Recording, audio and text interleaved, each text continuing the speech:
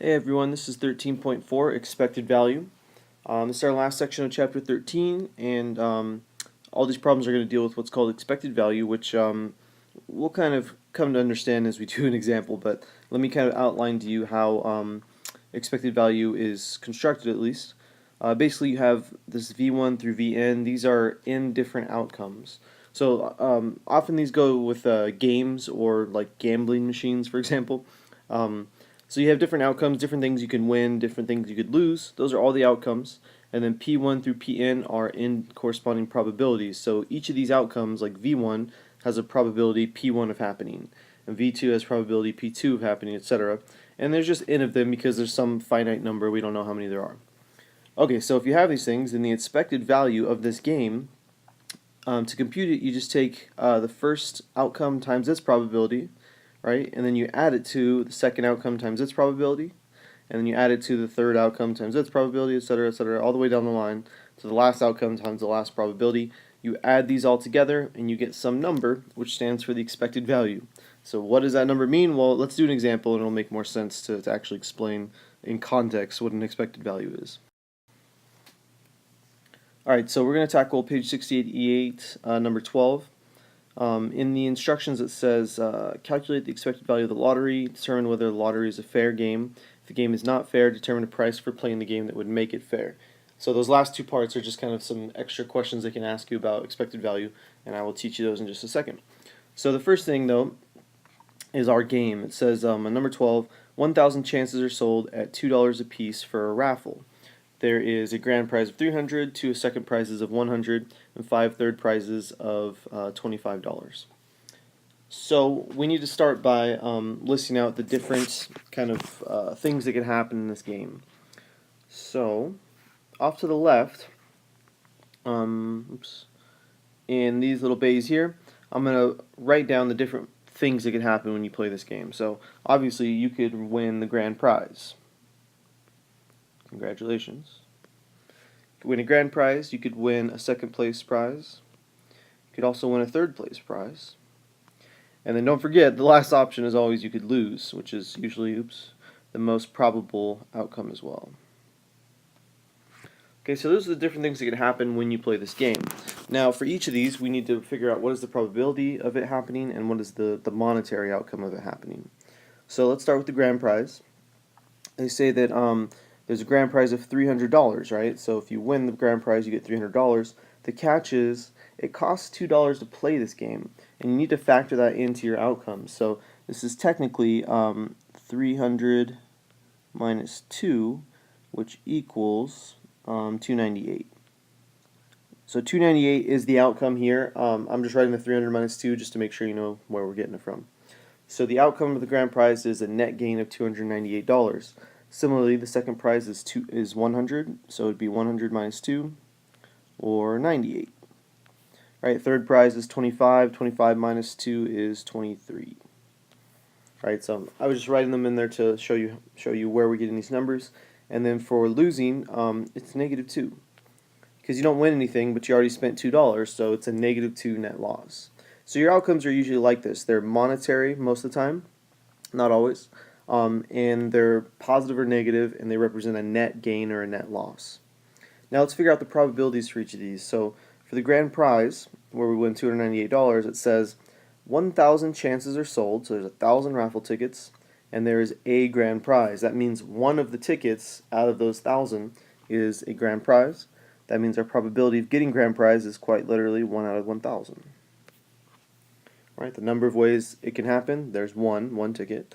Out of the 1,000 different things that can happen when you draw a ticket as our probability. So same thing with second prize. It says there's 2 second prizes, so there will be 2 tickets out of 1,000.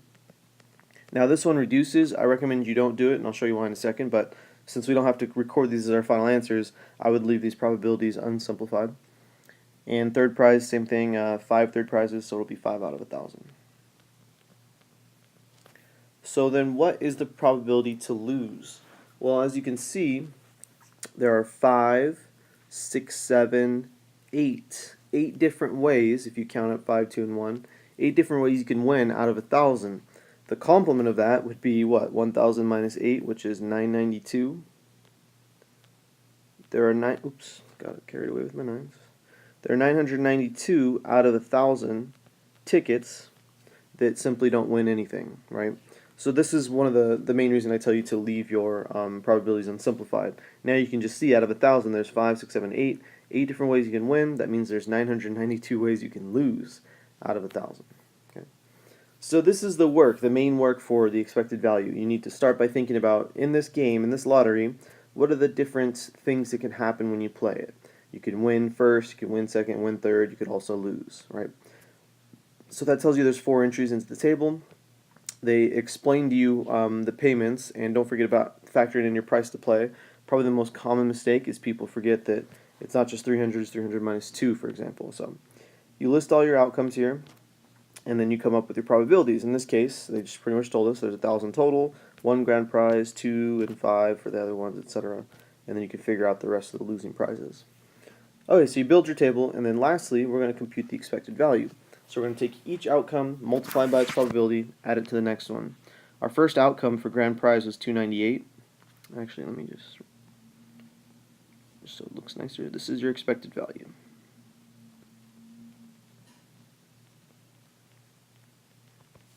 Okay, so we've got our 298 times its probability 1 out of 1,000 plus 98 times its probability 2 out of 1,000 plus 23 times its probability 5 out of 1,000. And let me get a little bit of room. Oops. Plus, we have a negative 2 times its probability 992 out of 1,000. Right, and that's it. We're going to crunch all these numbers together. You can basically enter this whole long string of numbers into the calculator, and we will get our expected value. In this case, rounded to the nearest cent, we should get an expected value of negative 138. Okay, so now the big question is, what the heck did we just calculate? So expected value, in this case, since we're talking about a little lottery game here, what this expected value means is that if you were to play this game many, many times, right, this is kind of a probabilistic expected value here, so it doesn't mean if you go out and play the game once, you're expected to lose $1.38.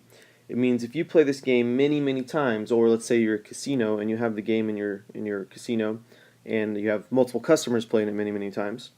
So let's say the player again. If you're the player and you play this game many, many times, how much are you expected to win or lose through the lifetime of you playing the game, right? Because obviously you're gonna win maybe a third prize here and there. Maybe you'll get lucky and win the grand prize, but most of the time you're just gonna lose your $2. So this is kind of giving an average. If you play this game many, many, many times, on average you should expect to come out, in this case, losing $1.38. So negative 138 means, on average, you should expect to lose $1.38 in the game. So that's the first part. That's what expected value means, and that's what this one is telling us for this game. It also asks us, is the game fair? Well, I can give you a quick heads up on that. The game is fair if the expected value is 0.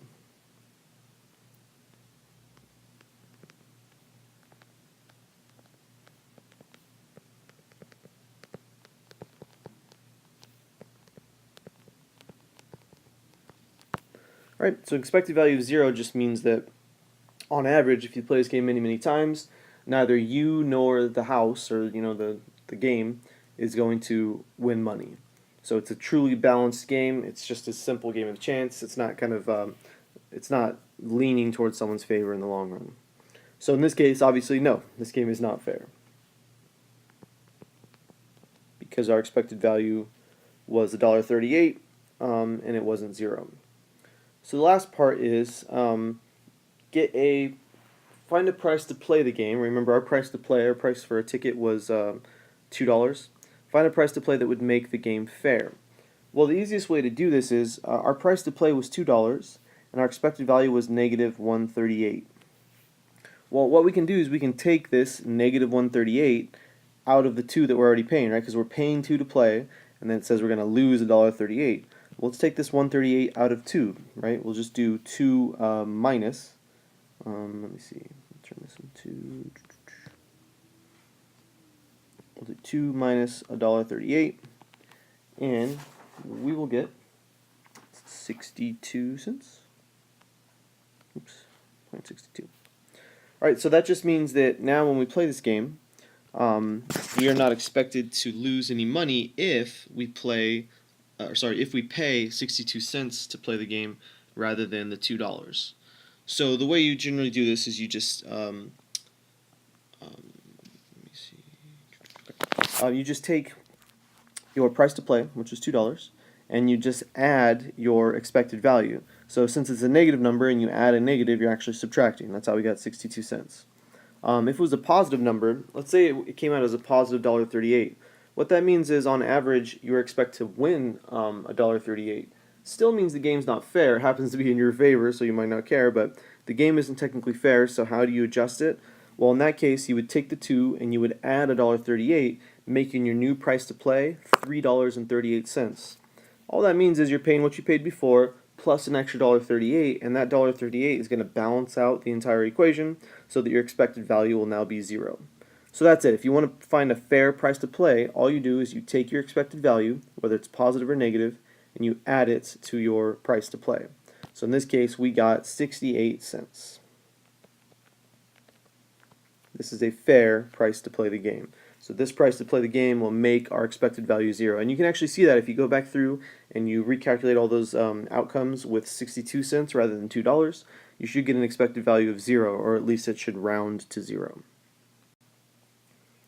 Okay, so I just want to show you a couple other expected value problems that are just kind of somewhat complicated to figure out how the game works. So I just kind of want to run you through those. On page 688, number 15, there's a lot of text here, so let me kind of point out the important parts. We're playing roulette. Blah, blah, blah. It says, when we say that a bet pays K to 1, we mean that if the player wins K dollars, as well as keeping his or her bet. When the player loses, he or she loses $1. Okay, so they're just telling us the monetary outcomes. In this game, by the way, there's no first, second, third. This one's simply win or lose. And if you win, let's look at our problem. It says the bet pays 6 to 1. That means if you win $6. If you lose $1. There is no price to play here, right? They're saying that the bet and everything is already wrapped up in the 6 and 1, so you don't have to worry about any of that.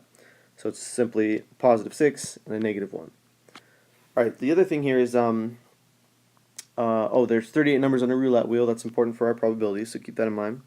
Now this one says when a player bets on a line by placing a chip at location A, which is right here. By placing the chip at A, the player is betting on the numbers 1, 2, 3, 0, and 00. So this is kind of confusing if you don't know anything about roulettes, or just if you've never seen this problem before. So here's A. See this line right here? This is what you're betting on. And so you're betting on all the numbers that touch this line. So 1, 2, 3, 0, and 00. These are all numbers on the roulette wheel, and they'll spin the wheel, and the little ball will sit in one of the chambers. And if it lands in 1, 2, 3, 0, or 00, you win. If it lands on anything else, right, 4, 5, 6, 7, 8, 9, 10, 11, 12, etc., you lose. Okay, so that's what's going on in this game. So let's try to keep that all in our minds and see if we can figure out this expected value. Like I said, we simply win or lose. Right? There are no second, third places or anything like that. The outcomes for winning, remember it paid 6 to 1, so you just win 6. For losing, you just lose 1. Okay, and then what about probability? Well, remember, to win, the ball has to land on the numbers 1, 2, 3, 0, or 00. That's 5 numbers. Right, 5 different ways we can win. Out of how many numbers on a roulette wheel? Well, it told us there were 38. So we just have a 5 out of 38 chance of winning.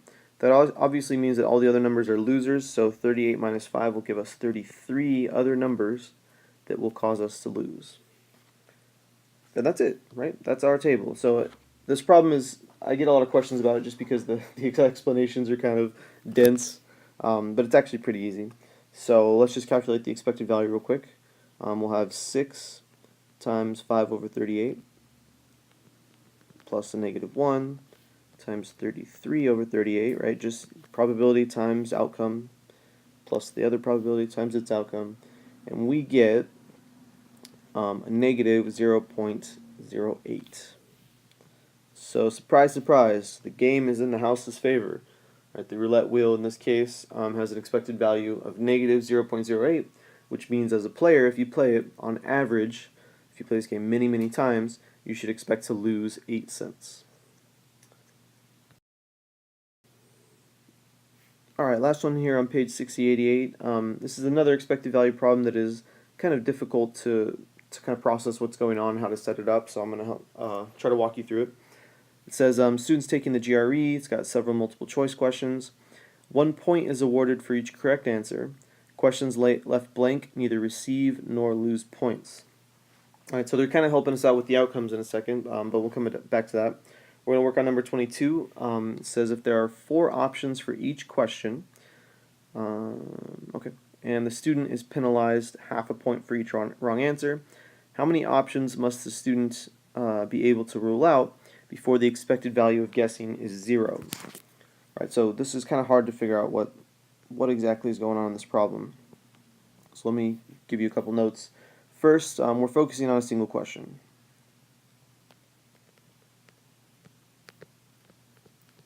It tells us that there are several multiple choice questions, but we're actually only focusing in on one question because it says there are 4 options for each question, so let's think like A, B, C, and D. You're penalized half a point for a wrong answer, right? So you get 1 point for correct, and you lose half a point for a wrong answer. The question is, how many options must the student be able to rule out? What they mean by that is, remember, there's 4 options, A, B, C, and D. So maybe you look at A and C and say, oh, for sure those aren't the answer. It's got to be between C or B and D. Then the question is it worth guessing, right? Is the expected value of guessing going to be 0, or on average are you expected to lose points, etc.? Right, so that's what we're trying to figure out here. But the question is, how many do we eliminate? So do we eliminate 2? Do we eliminate 3? Can we just eliminate 1? What kind of accuracy do we need before guessing is worth it? So that's why we're focusing on one question. And the other thing is, since we're guessing, this implies no blanks. Right, and this is frustrating because up top they told us that questions left blank neither receive nor lose points. Sometimes students get confused on this problem because they try to set up an extra column for that. But since they're telling us that we're guessing, there is no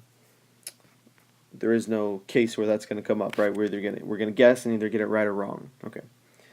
So let's try to set this up.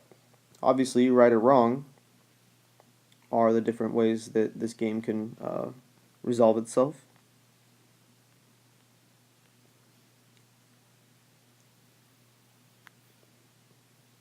Then we have our outcomes. Oops.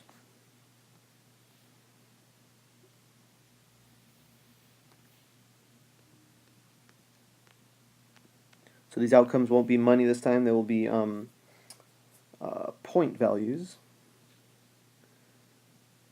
And then we have probabilities. Okay, so first of all, outcomes. If you're right, if you guess right, you get 1 point. If you guess wrong, you lose half a point. Right? So again, there is no case here if you leave it blank because it's asking if we guess what is the expected value. So we are guessing. All right, next thing, probabilities. So in general, this is like if you rule out 0, right? If you're just guessing, you have a 1 out of 4 chance of getting right, because remember there are 4 options, A, B, C, and D, and E. Sorry, A, B, C, and D, and you're just guessing 1. So you have a 1 out of 4 chance to be right, 3 out of 4 chance to be wrong. Okay.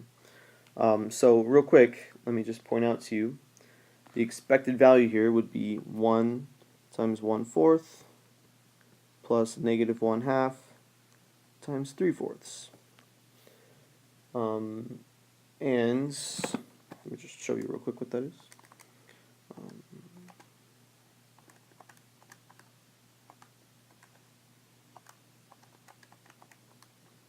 I got negative, I did that real quick, so hopefully that's right. Negative 0.125. Right, so this is just saying if you don't eliminate any choices and you just run the expected value of you guessing, you're on average expected to lose 0.125 points. So the expected value isn't 0 is the whole point. So what we're going to do is we're going to go up here and we're going to start assuming that we can eliminate certain number of options, and then we'll calculate the expected value and keep doing it until we get 0. So this is probability. I'm just going to put 0 there because that just means the probability if you can eliminate 0 problems. What if you can eliminate one option, right? Maybe you look at C and you think, oh, it's definitely not C, it's got to be A, B, or D. Well, now there's 3 options left, right? And if you guess, this time you have a 1 out of 3 chance, right? Because we're assuming that you definitely eliminated one. And this also means you have a 2 out of 3 chance of getting it wrong. So now we're going to go back and we're going to recalculate this expected value. So we're going to do 1 times 1/3 this time, plus negative 1/2 times 2/3. And see what we get. And this time, we get 0.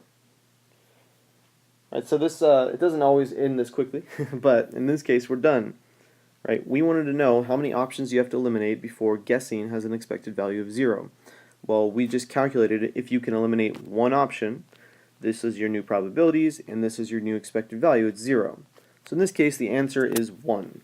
One option. If you can eliminate one, your expected value of guessing is 0. Okay, well, what happens if, because I know it's not always like this in the homework, what happens if you still don't get an expected value of 0 that time? Well, then you'd go back up here, and I'll do it in red because our problem is technically over. You'd go up here and you say, okay, well, what if I can eliminate 2? So there's 2 options left. Now your chance of guessing right is 1 out of 2, and your chance of guessing wrong is 1 out of 2. And then you go back through and you run your expected value and see what you get. And if that didn't work, then you'd eliminate 3, etc., etc. So that's it. This is expected value.